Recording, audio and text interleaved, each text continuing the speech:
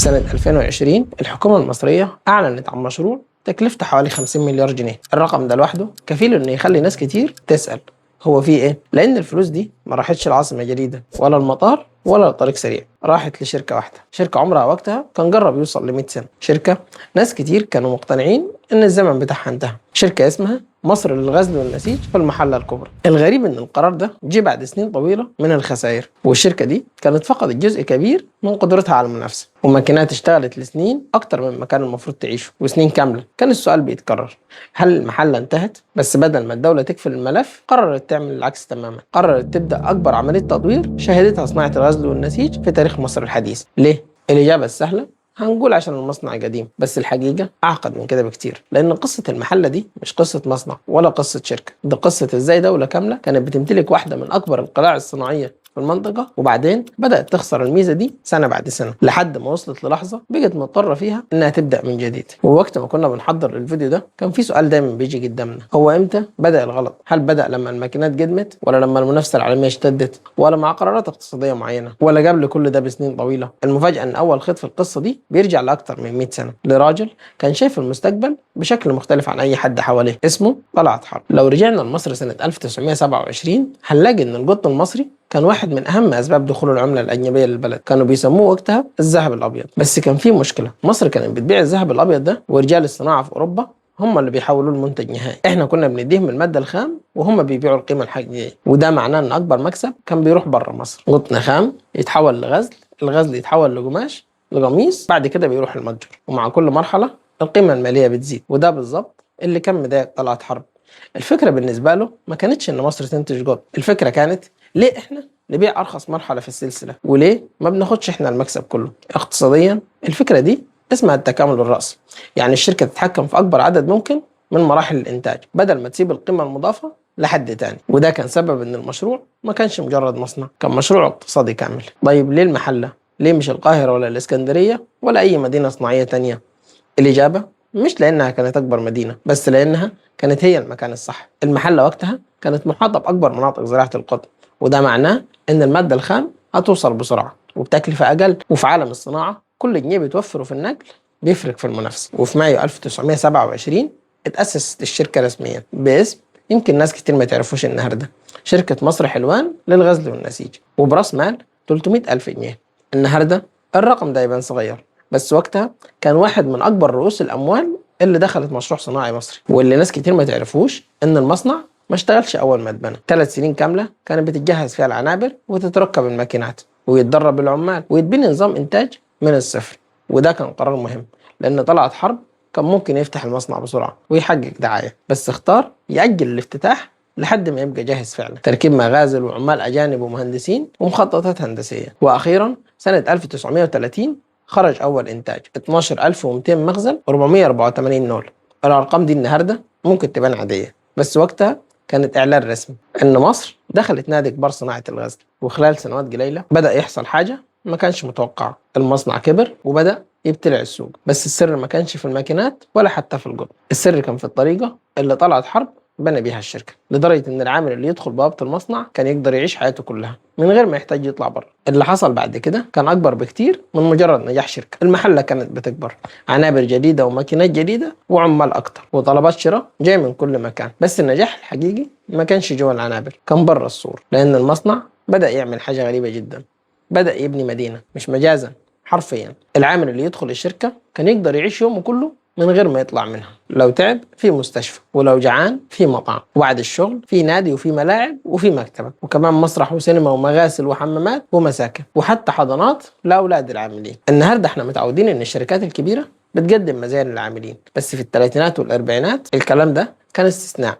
مش قاعدة، وده خلى ناس كتير تحلم انها تشتغل في المحل. مع مرور السنين المصنع اللي بدأ على 32 فدان اتوسع تدريجيا لحد ما بقي مجمع صناعي ضخم، ووصل عدد المغازل لحوالي 300 ألف مخزن، وعدد الأنوال لحوالي 5000 نوع، والشركة بقت تستهلك لوحدها حوالي 1,000,000 قنطار قطن سنويا، يعني تقريبا ربع استهلاك مصر من القطن في الوقت ده. واحد من كل 4 بلاد قطن المحلة. حاول تتخيل الرقم، إن كل 4 شكاير قطن واحدة منهم كانت داخلة بوابات المصنع ده، وده معناه إن أي مشكلة تحصل هنا مش هتأثر بس على الشركة، هتأثر على الزراعة والنقل والتجارة والتصدير وعشرات الآلاف من الأسر.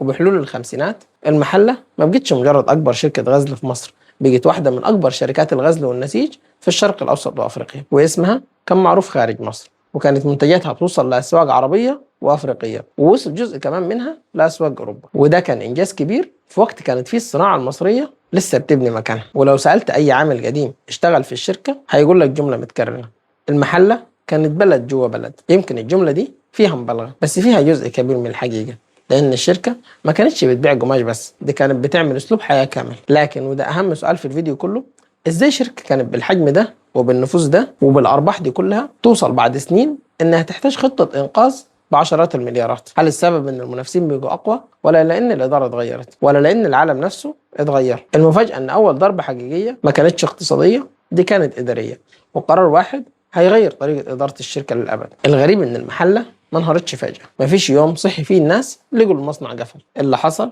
كان أخطر من كده. المصنع كان بينزف كل سنة شوية. في السبعينات العالم كله كان داخل ثورة صناعية جديدة، مصانع أوروبا واليابان بدأت تدخل إلكترونيات. بعدها بسنوات الصين وكوريا وتركيا دخلوا بمصانع أحدث، ماكينات أسرع وجودة أعلى واستهلاك كهرباء أقل. أما هنا فكتير من خطوط الإنتاج كانت لسه شغالة بماكينات اتركبت من عشرات السنين، وفي مصانع كان فيها معدات شغالة من الخمسينات والستينات. وده مش معناه إنها كانت وحشة، بالعكس ده كانت ممتازة وقتها. بس الصناعة ما بتستناش حد. المشكلة إن المنافس بتاعك كل 5 أو 10 سنين كان بيغير معداته، وأنت بتحاول تكسب بنفس المعدات. وده بدأ يبان في التكلفة. كل متر قماش بيجي بيكلف أكتر، كل طن غزل بيجي محتاج وقت أطول واستهلاك كهرباء أعلى وصيانة أكتر. وفي نفس الوقت عدد العمال كان ضخم جدا. في عز مجدها الشركة كان فيها حوالي 30 ألف عامل، وده رقم كبير، بس وجود العمال نفسه مش مشكلة. المشكلة إن الإنتاجية ما كانتش بتزيد بنفس السرعة. يعني كل سنة تكلفة التشغيل بتعلى، بس القدرة على المنافسة كانت بتقل. وده خلق معادلة صعبة: إن الشركة محتاجة تحديث، بس التحديث محتاج مليارات والشركة خسرانة. فمنين هتجيب الفلوس؟ الدولة كانت بتسد العجز عشان المصنع يفضل شغال، بس سد العجز مش هو التطوير، وده فرق كبير. كانت كل سنة بيتم تعجيل المشكلة لحد ما المشكلة نفسها بقت أكبر من الشركة. وفي كل الوقت ده السوق نفسه كان بيتغير. المستهلك بقى عنده اختيارات: قماش صيني، قماش تركي، قماش هندي، كله أرخص، وأوقات كانت جودته بتبقى أعلى. المحلة لأول مرة بدأت تخسر ميزة كانت عايشة عليها عشرات السنين، إنها كانت الأفضل. والأخطر إن المصنع كان بيخسر حتى وهو شغال. كل يوم خطوط الإنتاج بتلف بس المكسب بيقل، وده بدأ يبان في الميزانية. خسائر بتزيد وديون بتكبر واحتياجات صيانة بالمليارات. وفي ماكينات كانت محتاجة إحلال كامل لحد ما الحكومة وصلت لسؤال يمكن يكون أصعب سؤال واجه الشركة من يوم ما تأسست: هل نصرف مليارات عشان ننقذ المصنع، ولا نبدأ نبيع أجزاء منه عشان نمنع الانهيار الكامل؟ وده هو القرار اللي دخل المحلة أكبر مرحلة جدلية في تاريخها كله. واللي حصل بعد كده مش مجرد إعادة هيكلة ولا مجرد بيع أراضي. اللي حصل لحد النهاردة ناس شايفاه إنقاذ، وناس تانية شايفاه بداية ضياع إمبراطورية كاملة. وده بالظبط اللي هنشوفه دلوقتي. في أي شركة لما الإدارة بتفشل المساهمين بيغضبوا، لكن في المحلة المساهمين الحقيقيين كانوا هم العمال. كل بيت تقريبا في المدينة كان في حد شغال في الشركة، أب أو ابن أو أخ أو حتى جد. عشان كده أي أزمة جوه المصنع كانت بتتحول لأزمة في المدينة كلها. ومع بداية الألفينيات الضغط بقى أكبر من أي وقت فات. الإنتاج بيقل والخسائر بتزيد وبرامج المعاش المبكرة مستمرة، والعمال حاسين إن المكان اللي بنوه بإيديهم بيضيع قدامهم. لحد ما جت أول شرارة كبيرة: إضراب 2006. في ديسمبر 2006 آلاف العمال أعلنوا الإضراب. السبب المباشر كان خلاف على صرف الحوافز والمكافآت، بس الحقيقة إن المشكلة كانت أعمق من كده بكتير. الإضراب استمر حوالي 3 أيام، وتحت ضغط العمال استجابوا لجزء من مطالبهم. وقتها ناس كتير افتكرت إن الأزمة انتهت، بس في الحقيقة كانت لسه بتبدأ. بعد أقل من سنتين وصل الاحتقان لأعلى نقطة: 6 أبريل 2008. يوم 6 أبريل 2008 كان مخطط لإضراب جديد. المطالب كانت مرتبطة بالأجور وارتفاع الأسعار وتدهور أوضاع العمال، بس الأحداث خرجت بسرعة من أسوار المصنع. المظاهرات امتدت لشوارع المحلة، وحصل مواجهات ما بين عدد من المحتجين وقوات الأمن، واتقبض على عدد من الأشخاص. وتحولت المحلة لخبر رئيسي في الإعلام المصري والعالمي. والأول مرة من سنين العالم كله بيجي يتكلم عن مدينة اسمها المحلة، مش بسبب صناعة القطن بس بسبب الاحتجاجات. وفي وسط الأحداث دي كلها ظهر اسم جديد: حركة شباب 6 أبريل. الحركة تأسست في الأصل تضامن مع إضراب عمال المحلة، وبعدها بسنوات بيجي لها دور معروف في المشهد السياسي المصري.